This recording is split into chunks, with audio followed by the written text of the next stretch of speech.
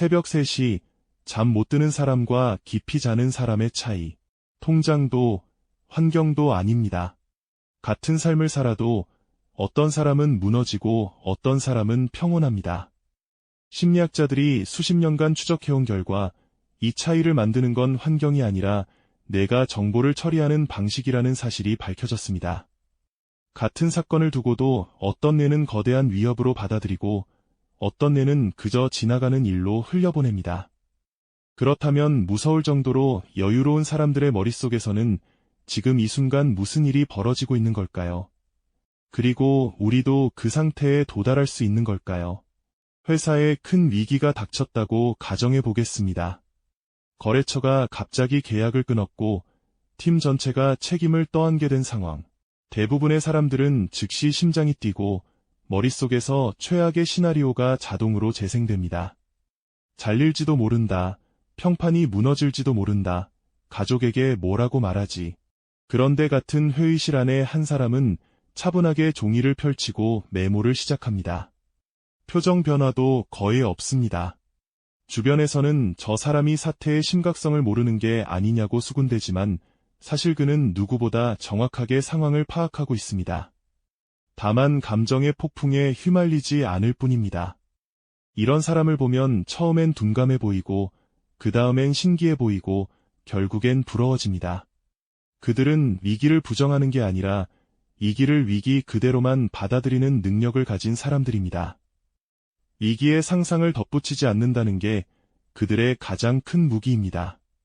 여유로운 사람들의 뇌를 들여다보면 흥미로운 사실이 발견됩니다. 우리 뇌에는 위협을 감지하면 즉시 경보를 울리는 부위가 있습니다. 편도체라고 부르는데 쉽게 말해 뇌 속 비상벨입니다. 이 비상벨이 한번 울리면 심장이 빨라지고 근육이 긴장하고 머릿속이 새하얘집니다. 그런데 평온한 사람들은 이 비상벨이 울려도 곧바로 그 소리를 잠재우는 또 다른 장치가 강하게 작동합니다. 그게 바로 전전두엽이라는 부위, 뇌의 가장 앞쪽에 위치한 이성적 판단을 담당하는 영역입니다. 이 부위가 발달한 사람들은 감정이 솟구쳐도 그 감정을 한 발짝 떨어져서 바라볼 수 있습니다. 화가 나는 순간에도 지금 내가 화가 났구나 하고 알아차리는 능력, 그게 평온함의 핵심 기술입니다. 더 놀라운 건 이 능력이 타고나는 게 아니라 후천적으로 길러진다는 사실입니다. 명상을 꾸준히 한 사람들의 뇌를 촬영하면 실제로 전전두엽이 두꺼워져 있고 편도체의 반응성은 줄어들어 있습니다. 우리 뇌는 마치 근육처럼 쓰는 만큼 강해지는 기관입니다. 그러니까 평온함은 성격이 아니라 훈련의 결과물에 가깝습니다. 또 한 가지 중요한 차이가 있습니다. 평온한 사람들의 뇌는 이른바 느슨한 연결 상태를 자주 유지합니다.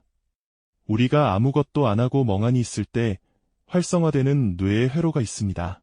디폴트 모드 네트워크라고 부르는데 어렵게 생각할 필요 없이 뇌의 휴식 모드라고 보면 됩니다. 이 휴식 모드는 우리가 자신을 돌아보고 생각을 정리하고 창의적인 아이디어를 떠올리는데 꼭 필요한 시간입니다. 그런데 현대인들은 이 모드를 거의 켜지 못합니다. 잠깐의 틈만 생겨도 스마트폰을 들여다보고 영상을 보고 누군가의 소식을 확인합니다.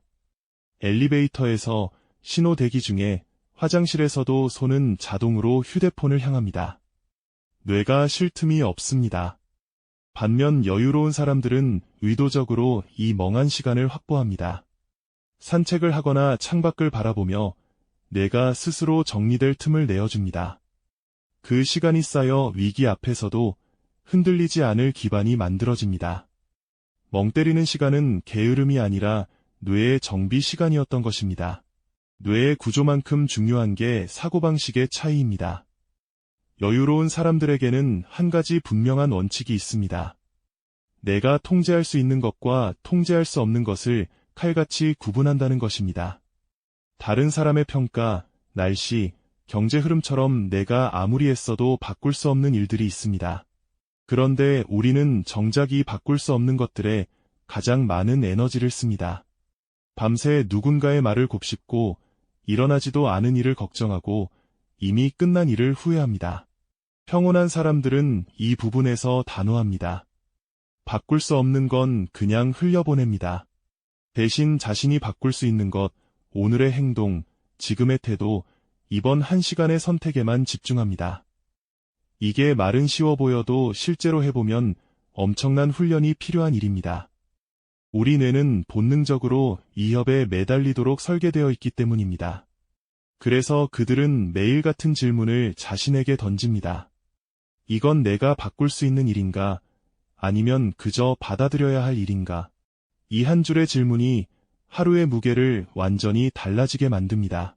또 한 가지 흥미로운 점은 이들이 자신을 증명하려 하지 않는다는 점입니다. 보통 사람들은 누가 자신을 무시했다고 느끼면 즉시 반응합니다. 변명하고, 해명하고, 때로는 공격적으로 대응합니다. 그런데 여유로운 사람들은 그런 상황에서 침묵하거나 살짝 미소를 짓고 넘어갑니다. 그들이 자존심이 없어서가 아닙니다. 오히려 자존감이 단단하기 때문입니다. 자신의 가치를 스스로 잘 알고 있는 사람은 굳이 외부의 평가에 휘둘리지 않습니다. 누군가의 한마디로 흔들릴 자신이 아니라는 걸 알기 때문에 그 한마디를 가볍게 흘려보낼 여유가 생기는 것입니다. 반대로 작은 말 한마디에도 밤잠을 설치는 사람은 사실 그 말이 아니라 자기 안에 흔들리는 기준 때문에 괴로운 경우가 많습니다. 결국 여유로움은 강한 내면에서 나오는 부산물이지 약함이나 무관심에서 나오는 게 아닙니다. 그렇다면 평범한 우리는 어떻게 이 상태에 가까워질 수 있을까요?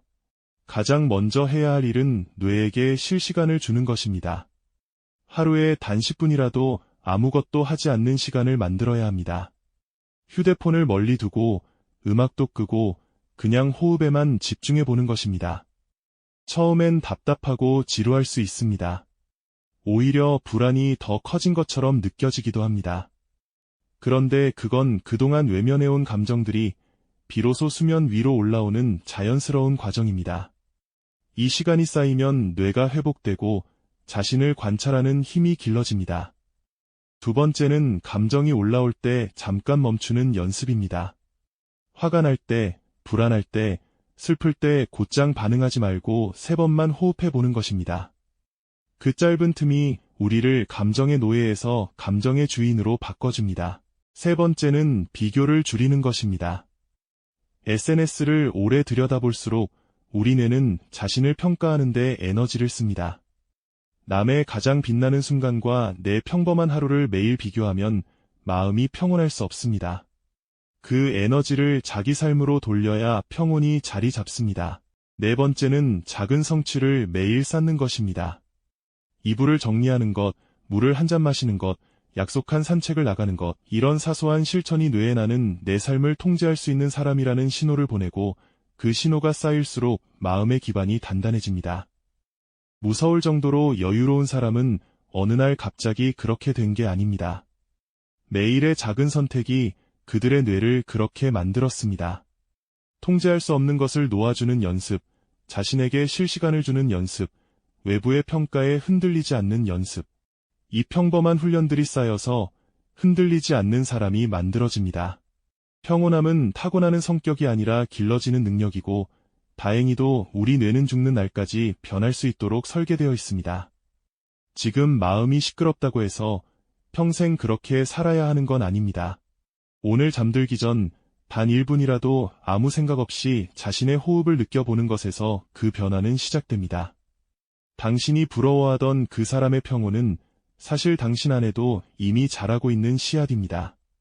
그 씨앗에 물을 주는 건 오직 당신만이 할 수 있는 일입니다. 오늘 밤 당신의 호흡 한 번이 1년 뒤 흔들리지 않는 당신을 만드는 첫걸음이 될지도 모릅니다.